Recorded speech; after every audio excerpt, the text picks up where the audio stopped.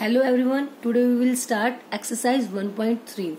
Question number 1 is write the following in decimal form and say what kind of decimal expansion each has. कि जो हमें ये parts given है इनकी हमें डेसिमल फॉर्म फाइंड आउट करनी है, मतलब इन्हें डिवाइड करके पॉइंट्स में हमें फाइंड आउट करना है. एंड आफ्टर देन हमें ये बताना है कि किस टाइप की डेसिमल एक्सपेंशन ये है. ये टाइप ऑफ डेसिमल एक्सपेंशन हम ऑलरेडी इंट्रोडक्शन वाले पार्ट में कर चुके हैं, फिर भी मैं एक बार आपको बता देती हूँ. इसमें टाइप ऑफ डेसिमल का मतलब ये बताना है कि जो डेसिमल है कि वो टर्मिनेटिंग होगी या फिर नॉन टर्मिनेटिंग. टर्मिनेटिंग का मतलब जब रिमाइंडर अगर 0 के इक्वल आ जाए, रिमाइंडर 0 आ जाए मतलब वो वहीं पे स्टॉप हो जाए, तो उसे बोलते हैं हम टर्मिनेटिंग डेसिमल. और नॉन टर्मिनेटिंग मतलब कॉन्टिन्यूसली चलता जाए कि अगर रिमाइंडर 0 के इक्वल नहीं आएगा वो वैल्यू आगे आगे बढ़ती जाएगी, तो उसे बोलते हैं नॉन टर्मिनेटिंग. और इसी में ही रैकरिंग और नॉन रैकरिंग आता है. रैकरिंग का मतलब होता है रिपीटिंग, और फिर आता है नॉन रैकरिंग मतलब कि नॉन रिपीटेड, कि जो रिपीट होगा और रिपीट नहीं होगा. तो अब इनमें यही देखना है हमें कि डेसिमल कैसी है, टर्मिनेटिंग है, नॉन टर्मिनेटिंग है, या टर्मिनेटिंग के साथ नॉन टर्मिनेटिंग के साथ साथ रैकरिंग है, नॉन रैकरिंग है. ये सब हमें देखने हैं. जब टर्मिनेटिंग हो गई तो वो अकेला टर्मिनेट खत्म ही हो गया, तो रिपीट और ना रिपीट होने का कोई मतलब ही नहीं है. बट अगर नॉन टर्मिनेटिंग है तो उस केस में कॉन्टिन्यूसली चलेगा, और कॉन्टिन्यूसली चलेगा तो हमें चेक करना है कि नंबर्स रिपीट हो रहे हैं या फिर रिपीट नहीं हो रहे. तो यही सब हमें चेक करने हैं. देखो क्वेश्चन से और भी क्लियर हो जाएगा.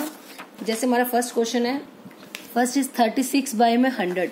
अब इसमें तो बाय में 100 है, डिवाइड करके देखने की नीड नहीं है, डायरेक्ट 2 zeros है तो कितनी वैल्यू से पहले पॉइंट लग जाएगा, 2 वैल्यूज, तो 36 0 पॉइंट. तो अब इसमें तो पॉइंट खत्म हो गया, मतलब पॉइंट के बाद 2 ही वैल्यूज हैं. डेट मीन इस केस में हमारा रिमाइंडर 0 आ चुका है, तो इसलिए ये कैसी डेसिमल हो गई, terminating. So decimal is terminating.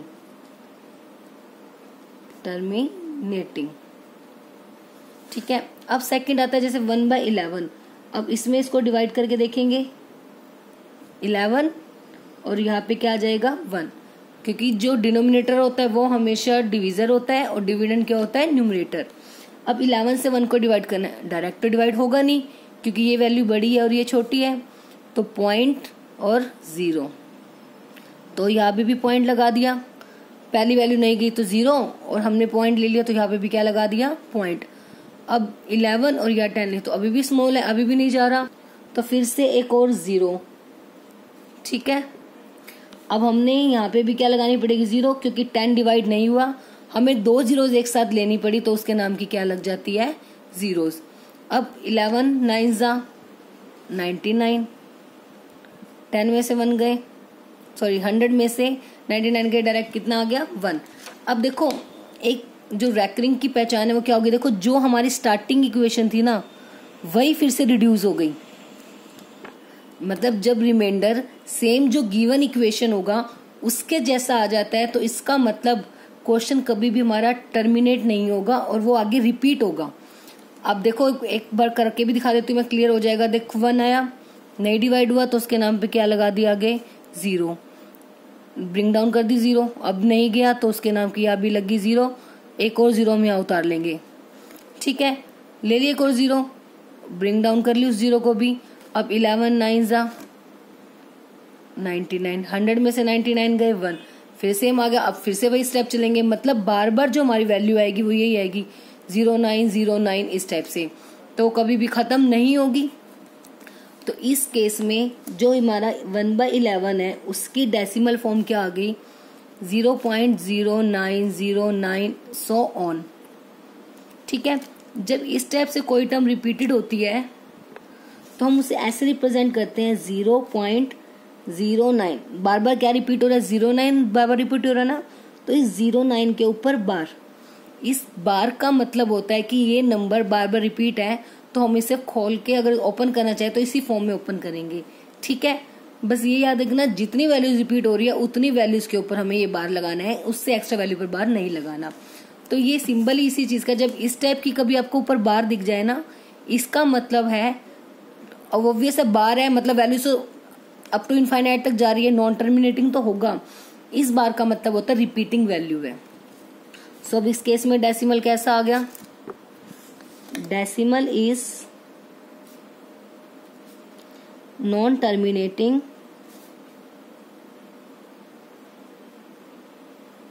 And repeating.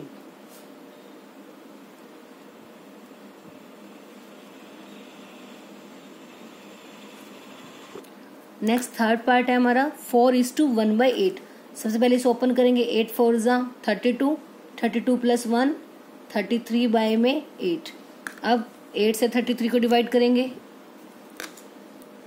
8 outside 33 inside. अब डिवाइड हो जाएगा, 8 4 जा 32, 3 में से 2 गए 1, 0.0 ब्रिंग डाउन कर ली 0। अब यहाँ भी पॉइंट लगाना है, क्योंकि जैसे यहाँ पॉइंट लगाया तो यहाँ पे आपको क्वेश्चन में भी पॉइंट लगाना है। अब 8 1 जा 8, 10 में से 8 गए 2, फिर से 0, 8 2 जा 16, 4, फिर से 0, 0 ब्रिंग डाउन कर ली, 8 5 जा 40। अब इस केस में तो रिमाइंडर क्या आ गया, 0 फिनिश हो गया। तो कैसा डेसिमल हुआ ये, टर्मिनेटिंग, क्योंकि रिमाइंडर यहाँ पे खत्म हो गया, आगे ये वैल्यू कॉन्टिन्यूसली नहीं चल रही। तो बस, तो पहले आप यहाँ राइट कर दोगे जो इसकी डेसिमल फॉर्म आई है, 33/8 = 4.125। सो डेसिमल इज टर्मिनेटिंग।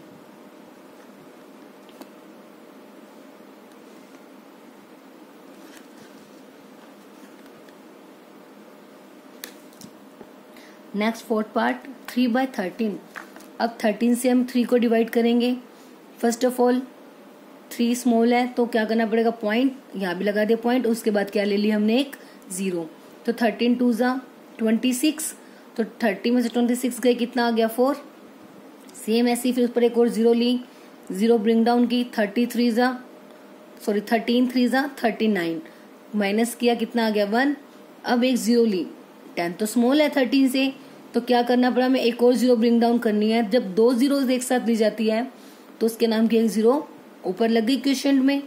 तो अब 13 7 जा 91, माइनस करके आ गया 9, फिर से 0 ब्रिंग डाउन की।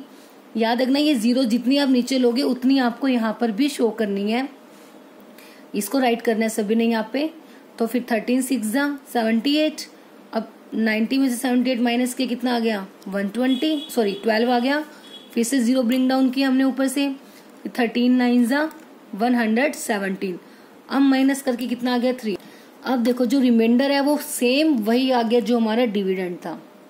जैसे ही रिमाइंडर डिविडेंड के इक्वल आ गया तो उसके बाद आपको नेक्स्ट स्टेप करने की नीड नहीं है। अगर चाहो तो आप देख सकते हो दोबारा से सब यही तो रिपीट होगा, क्योंकि 0 लोगे फिर 30 बन जाएगा, 40 आ जाएगा, फिर 39, इसी तरह से सेम सीक्वेंस आपका चलेगा। मतलब सभी के सभी नंबर्स कैसे होंगे, रिपीट, और क्वेश्चन कभी भी खत्म नहीं होगा। तो इसका मतलब जो इसकी डेसिमल आ गई डायरेक्ट, देखो स्टार्टिंग से ही सेम आ गया ना, 3 रिमाइंडर और 3 हमारा डिविडेंड था, तो इसलिए ये सारी की सारी वैल्यू डेट मीन्स रिपीट होंगी। तो बार इन सभी वैल्यूज पर होगा। ध्यान रखना पॉइंट से पहले 0 पर बार नहीं आएगा, क्योंकि पॉइंट्स के बाद वाली वैल्यू रिपीट होंगी हमारी 2 से लेके, तो इसलिए इन सब के ऊपर बार आएगा। और तो डेसिमल कैसी हो गई, नॉन टर्मिनेटिंग एंड रिपीटिंग। अब नेक्स्ट पार्ट क्या है हमारा 2/11। अब 11 से 2 को डिवाइड करना है हमें। सेम इसमें 0.0 लगाया, 0.11 1 जा 11, माइनस करके आ गया 9, 0 ब्रिंग डाउन की, 11 2 जा 88, माइनस करके रिमाइंडर कितना आ गया 2, जो कि सेम हमारा किसके जैसा है, डिविडेंड। तो वहीं पे हम क्वेश्चन स्टॉप कर देंगे। तो इसका मतलब अभी वैल्यू रिपीट हो गई, और कितनी रिपीट होगी, स्टार्टिंग से सेम आ गया ना, तो 1 से ही रिपीट होगी, मतलब 18 जो बार बार है वो रिपीट होगा। तो 0.18 के ऊपर क्या लग जाएगा, बार। और डेसिमल कैसी हो जाएगी, नॉन टर्मिनेटिंग एंड रिपीटिंग। अब नेक्स्ट पार्ट क्या है 329/400। अब इसको भी डिवाइड करते हैं, 400 से 329, 400 बिग है, 329 स्मॉल है, तो पॉइंट लगाएंगे और क्या लगाएंगे 0। तो ऐसे ही यहाँ पे भी 0 पॉइंट। तो 4 की टेबल 4 8 जा 32, 0 की 0, माइनस करेंगे 0 9 और ये दोनों तो क्या हो जाएंगे 0 0। अब फिर से 0 ली और ब्रिंग डाउन की 900 या 400 बिग है तो डिवाइड हो जाएगा 4 2 जा 8, 800 आ गया। माइनस करेंगे 0 में से 0 गई 0, 0 में से 0 गई 0, 9 में से 8 गया 1, फिर से 0 ऊपर से ली और नीचे भी 0 ब्रिंग डाउन कर ली। अब 4 2 जा 8, माइनस करेंगे 0 0, 10 में से 8 गए 2, ठीक है। 200 स्मॉल है तो फिर से 0 ब्रिंग डाउन करनी है ना 0। अब 4 5 जा 20 और 2 0 एज इट इज, ठीक है। तो अब ये तो कैंसिल हो गया, मतलब रिमाइंडर कैसा आ गया 0। तो इसका मतलब जो हमारा अब डेसिमल होगा वो कैसा हो जाएगा टर्मिनेटिंग, मतलब फिनिश हो गया हमारा डेसिमल। कितना आ गया 0.8225। अब कॉन्टिन्यूसली नहीं चल रहा ना तो इसलिए decimal is terminating.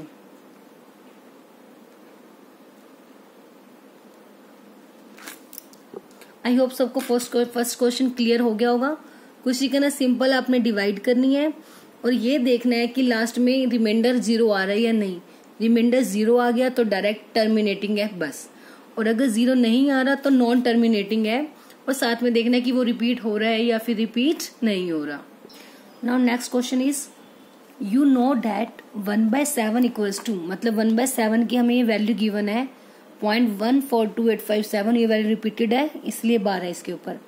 Can you predict what the decimal expansion of 2/7, 3/7, 4/7, 5/7 और 6/7। इन सभी की हमें डेसिमल वैल्यू फाइंड आउट करनी है without actually doing the long, मतलब बिना डिवाइड किए। डिवाइड हमें नहीं करनी, बिना डिवाइड किए हमें इनकी वैल्यू फाइंड आउट करनी है। देखो वो कैसे फाइंड आउट करेंगे। सबसे पहले निकालनी किसकी है 2/7। क्या हम इसे ऐसा लिख सकते हैं 2 × 1/7, मल्टीप्लाई करेंगे तो यही आएगा ना, ऊपर के ऊपर से 2 1 जा 2 बाय में 7, तो 2/7 को ब्रेक कर दिया मैंने, तो 2 मल्टीप्लाई 1/7 की वैल्यू ऑलरेडी हमारे पास है तो पुट कर दी 0.142857 और उस पर क्या आ जाएगा बार। अब इनकी मल्टीप्लाई करनी है हमें, देखो कैसे करेंगे, कोई प्रॉब्लम नहीं, बस बार का एज इट इज रहेगी और कोई डिफरेंस नहीं। 7 2 जा 14 कैरी 1, 5 2 जा 10 और 1 11 कैरी 1, 8 2 जा 16 और 1 17 कैरी 1 हो जाएगी, 2 2 जा 4 और 1 5, 5 4 2 जा 8, 2 1 जा 2 और 0 की 0। तो जो आंसर आएगा वो क्या आ जाएगा 0.285714 और इनके ऊपर बार आ जाएगा। बस 2/7 की हो गई, बिना डिवाइड किए हमने 1/7 हमारे पास वैल्यू थी उसकी 2 से क्या कर दी मल्टीप्लाई। अब सेम ऐसे इसका नेक्स्ट है 3/7, तो उसे हम कैसे लिख सकते हैं 3 मल्टीप्लाई 1/7, 3 मल्टीप्लाई 1/7 की वैल्यू सेम ही पुट कर देते हैं 142,857 उसके ऊपर बार। अब इनकी मल्टीप्लाई करेंगे कितना आ जाएगा 0.428571 इसके ऊपर बार। ये हो जाएगा 7 3 जा 21 कैरी 2, 5 3 जा 15 और 2 17 कैरी 1, 8 3 जा 24 और 1 25 कैरी 2, 3 2 जा 6 और 2 8, 4 3 जा 12 कैरी 1, 3 1 जा 3 और 4, 0 की 3 से मल्टीप्लाई 0। ऐसे हम नेक्स्ट 4/7, 5/7 और 6/7 की भी निकाल देते हैं। 4/7, 4 मल्टीप्लाई 1/7, तो 4 मल्टीप्लाई 1/7 की वैल्यू पुट कर देते हैं 0.14287। ध्यान रखना मल्टीप्लाई करने के बाद बार लगाना जरूरी है, अगर बार नहीं लगाओ तो पूरा क्वेश्चन ही गलत हो जाएगा आपका। इसकी मल्टीप्लाई करके देख सकते हो आप, यही आएगी 0.571428 और इसके ऊपर बार आ जाएगा। अब किसकी निकालनी है 5/7 की। 5/7, 5 मल्टीप्लाई 1/7, 5 मल्टीप्लाई 1/7 की वैल्यू 0.142857 बार आ गया इसके ऊपर। अब 5 की से मल्टीप्लाई करेंगे कितना आ जाएगा 0.714285।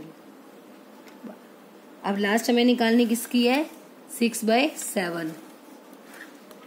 सो 6/7 इज 6 मल्टीप्लाई 1/7, तो 6 मल्टीप्लाई 0.142857।